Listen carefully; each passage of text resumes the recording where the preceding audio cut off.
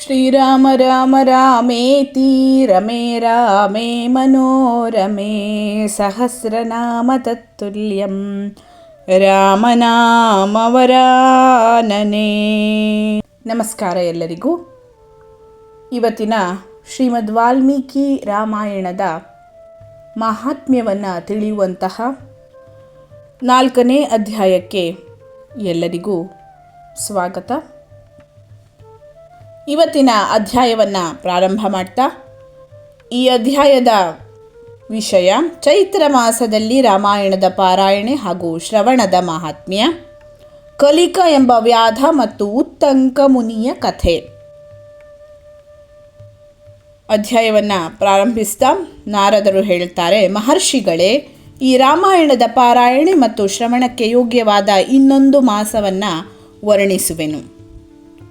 ಸರ್ವಪಾಪಹರಂ ಪುಣ್ಯಂ ಸರ್ವದುಃಖ ನಿಬರ್ಹಣಂ ಬ್ರಾಹ್ಮಣ ಕ್ಷತ್ರಿಯ ವಿಷಾಂ ಶೂದ್ರಾಣಾಂ ಚೈವ ಯೋಷಿತಾಂ ಸಮಸ್ತ ಕಾಮ ಫಲದಂ ಸರ್ವವ್ರತ ಫಲಪ್ರದಂ ದುಸ್ವಪ್ನನಾಶನಂ ಧನ್ಯಂ ಭುಕ್ತಿ ಮುಕ್ತಿ ಫಲಪ್ರದಂ ರಾಮಾಯಣಸ್ಯ ಮಾಹಾತ್ಮ್ಯಂ ಶ್ರೋತವ್ಯಂ ಚ ಪ್ರಯತ್ನತಃ.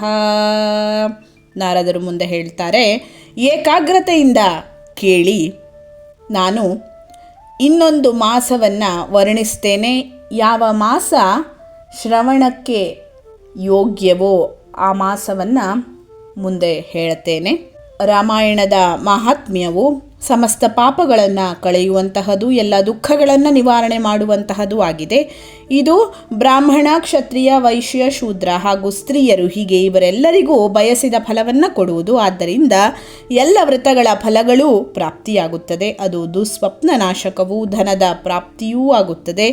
ಭೋಗ ಮತ್ತು ಮೋಕ್ಷರೂಪಿ ಫಲವನ್ನು ನೀಡುವುದು ಆಗಿದೆ. ಆದ್ದರಿಂದ ಅದನ್ನು ಪ್ರಯತ್ನಪೂರ್ವಕವಾಗಿ ಕೇಳಬೇಕು ಅಂತ ನಾರದರು ಹೇಳ್ತಾರೆ. ಮುಂದೆ ಹೇಳ್ತಾರೆ, ಈ ವಿಷಯದಲ್ಲಿ ಜ್ಞಾನಿಗಳು ಒಂದು ಪ್ರಾಚೀನ ಇತಿಹಾಸವನ್ನು ಉದಾಹರಿಸುತ್ತಾರೆ. ಆ ಇತಿಹಾಸವು ಓದುವವರ ಕೇಳುವವರ ಎಲ್ಲ ಪಾಪಗಳನ್ನು ನಾಶ ಮಾಡುವಂತಹದು. ಪ್ರಾಚೀನ ಕಲಿಯುಗದಲ್ಲಿ ಒಬ್ಬ ಕಲಿಕ ಎಂಬ ವ್ಯಾಧನೂ ಇದ್ದನು. ಅವನು ಸದಾ ಪರನಾರಿ ಮತ್ತು ಪರದ್ರವ್ಯವನ್ನು ಅಪಹರಣದಲ್ಲೇ ತೊಡಗಿರುತ್ತಿದ್ದನು. ಬೇರೆಯವರನ್ನು ನಿಂದಿಸುವುದು, ಎಲ್ಲ ಪ್ರಾಣಿಗಳನ್ನು ಪೀಡಿಸುವುದು ಅವನ ನಿತ್ಯದ ಕೆಲಸವಾಗಿತ್ತು. ಅವನು ಎಷ್ಟೋ ಬ್ರಾಹ್ಮಣರನ್ನು, 100,000 ಗೋವುಗಳನ್ನು ಕೊಂದು ಹಾಕಿದ್ದನು. ಪರಧನವನ್ನು ಅಪಹರಿಸುವುದಲ್ಲದೆ ದೇವರ ಹಣವನ್ನು ದೋಚುತ್ತಿದ್ದನು. ಅವನು ತನ್ನ ಜೀವನದಲ್ಲಿ ಅನೇಕ ದೊಡ್ಡ ದೊಡ್ಡ ಪಾಪಗಳನ್ನು ಮಾಡಿದ್ದನು. ಅವನ ಪಾಪಗಳನ್ನು 1,000,000 ವರ್ಷಗಳಲ್ಲಿಯೂ ಎಣಿಸಲಾಗುತ್ತಿರಲಿಲ್ಲ. ಒಮ್ಮೆ ಜೀವಜಂತುಗಳಿಗೆ ಯಮನಂತಿದ್ದ ಭಯಂಕರ ಆ ಮಹಾಪಾಪಿ ವ್ಯಾಧನು ಸೌವೀರ ನಗರಕ್ಕೆ ಹೋದನು. ಆ ನಗರವು ಎಲ್ಲ ಪ್ರಕಾರದ ವೈಭವ ಸಂಪನ್ನವೂ, ವಸ್ತ್ರಾಭರಣಗಳಿಂದ ವಿಭೂಷಿತವೂ, ಯುವತಿಯರಿಂದ ಸುಶೋಭಿತವೂ, ತಿಳಿ ನೀರಿನ ಸರೋವರದಿಂದ ಅಲಂಕೃತವೂ, ಬಗೆ ಬಗೆಯ ಅಂಗಡಿಗಳಿಂದ ಸುಸಜ್ಜಿತವೂ ಆಗಿತ್ತು. ದೇವನಗರದಂತೆ ಶೋಭಿಸುವ ಆ ನಗರಕ್ಕೆ ಈ ವ್ಯಾಧನು ಹೋದನು. ಸೌವೀರ ನಗರದ ಉಪವನದಲ್ಲಿ ಭಗವಾನ್ ಕೇಶವನ, ಅಂದರೆ ರಾಮನ ಸುಂದರ ಮಂದಿರವಿತ್ತು. ಅದರ ಕಲಶಗಳನ್ನು ಚಿನ್ನದಿಂದ ಮುಚ್ಚಿದ್ದರು. ಅದನ್ನು ನೋಡಿದಂತಹ ಈ ಕಲಿಕ ವ್ಯಾಧನಿಗೆ ತುಂಬ ಸಂತೋಷವಾಯಿತು. ನಾನು ಇಲ್ಲಿಂದ ಬಹಳಷ್ಟು ಚಿನ್ನವನ್ನು ಕದ್ದುಕೊಂಡು ಹೋಗುವೆನು ಎಂದು ಆತ ನಿಶ್ಚಯ ಮಾಡಿದನು. ಹೀಗೆ ನಿಶ್ಚಯವನ್ನು ಮಾಡಿ ಅವನು ಕಳ್ಳತನಕ್ಕಾಗಿ ಶ್ರೀರಾಮನ ಮಂದಿರಕ್ಕೆ ಹೋಗ್ತಾನೆ. ಅಲ್ಲಿ ಅವನು ಶಾಂತರೂ ತತ್ವಾರ್ಥವೇತ್ತರೂ ಭಗವಂತನ ಆರಾಧನೆಯ ತತ್ಪರರೂ ತಪಸ್ಸಿನ ನಿಧಿಯೂ ಆದ ಉತ್ತಂಕ ಮುನಿಯನ್ನು ನೋಡ್ತಾನೆ.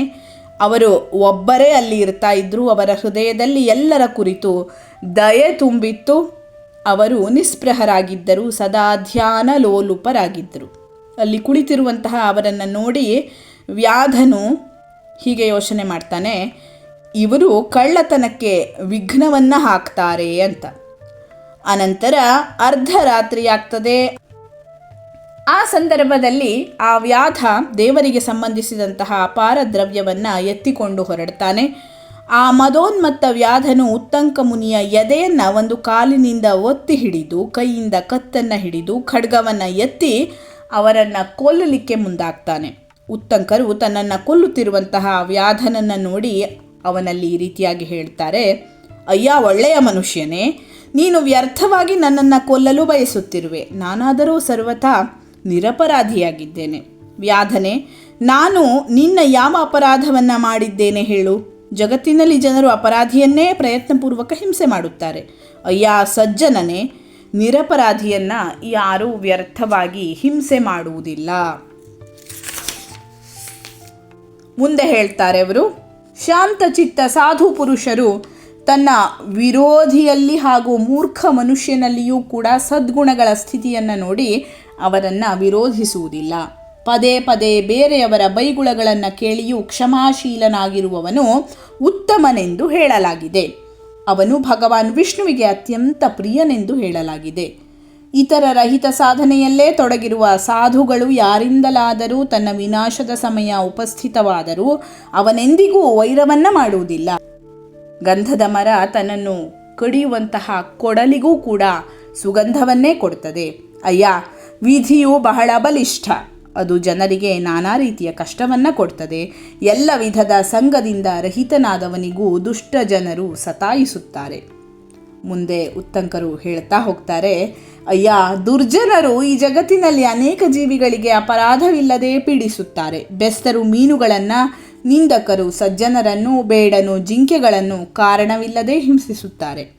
ಅಯ್ಯ, ಮಾಯೆಯು ಬಹಳ ಪ್ರಬಲವಾಗಿದೆ. ಅದು ಸಮಸ್ತ ಜಗತ್ತನ್ನು ಮೋಹದಲ್ಲಿ ಕೆಡಹುತ್ತದೆ. ಹೆಂಡತಿ, ಮಕ್ಕಳು, ಮಿತ್ರರು ಮುಂತಾದವರ ಮೂಲಕ ಎಲ್ಲರನ್ನೂ ಎಲ್ಲ ರೀತಿಯ ದುಃಖಗಳಿಂದ ಜೋಡಿಸಿ ಬಿಡುತ್ತದೆ.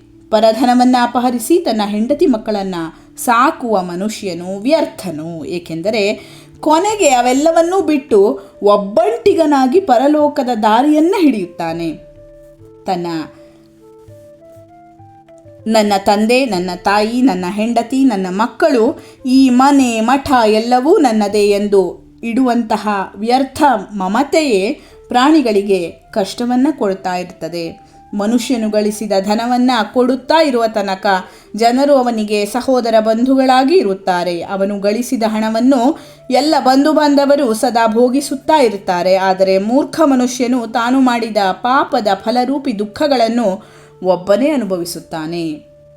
ಉತ್ತಂಕ ಮುನಿಗಳು ಈ ರೀತಿಯಾಗಿ ಹೇಳುತ್ತಾರೆ. ಉತ್ತಂಕ ಮುನಿಗಳು ಈ ಪ್ರಕಾರ ಹೇಳ್ತಾ ಇರುವಂತಹ ಸಂದರ್ಭದಲ್ಲಿ ಅವರ ಮಾತುಗಳ ಕುರಿತು ವಿಚಾರ ಮಾಡಿ ಕಲಿಕ ವ್ಯಾಧನು ಭಯದಿಂದ ವ್ಯಾಕುಲನಾಗ್ತಾನೆ. ಆಮೇಲೆ ಆತ ಕೈ ಮುಗಿದು ಪದೇ ಪದೇ ಹೇಳ್ತಾನೆ, ಸ್ವಾಮಿ, ನನ್ನ ಅಪರಾಧಗಳನ್ನು ಕ್ಷಮಿಸಿರಿ ಅಂತ.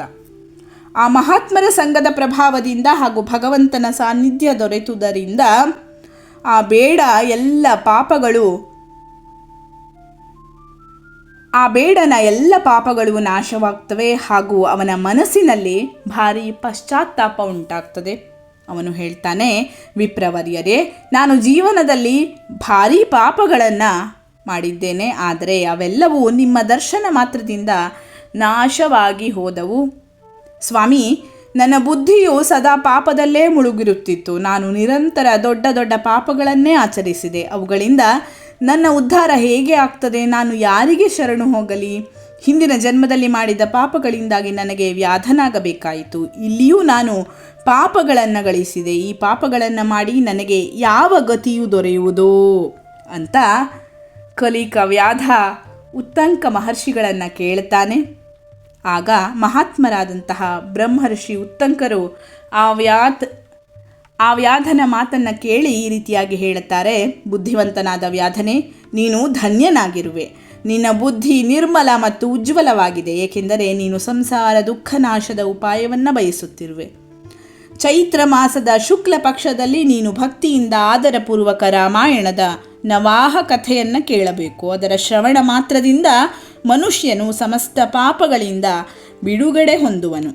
ಆಗ ಕಲಿಕ ವ್ಯಾಧನ ಎಲ್ಲ ಪಾಪಗಳು ನಾಶವಾಗ್ತವೆ. ಅವನು ರಾಮಾಯಣದ ಕಥೆಯನ್ನು ಕೇಳಿ ತತ್ಕ್ಷಣವೇ ಮೃತ್ಯುಮುಖನಾಗ್ತಾನೆ. ವ್ಯಾಧನು ಸತ್ತು ಬಿದ್ದದ್ದನ್ನು ನೋಡಿ ದಯಾಳು ಉತ್ತಂಕ ಮುನಿಗಳು ವಿಸ್ಮಿತರಾಗ್ತಾರೆ. ಮತ್ತೆ ಅವರು ಭಗವಾನ್ ಕಮಲಾಪತಿಯನ್ನು ಸ್ತುತಿ ಮಾಡ್ತಾರೆ.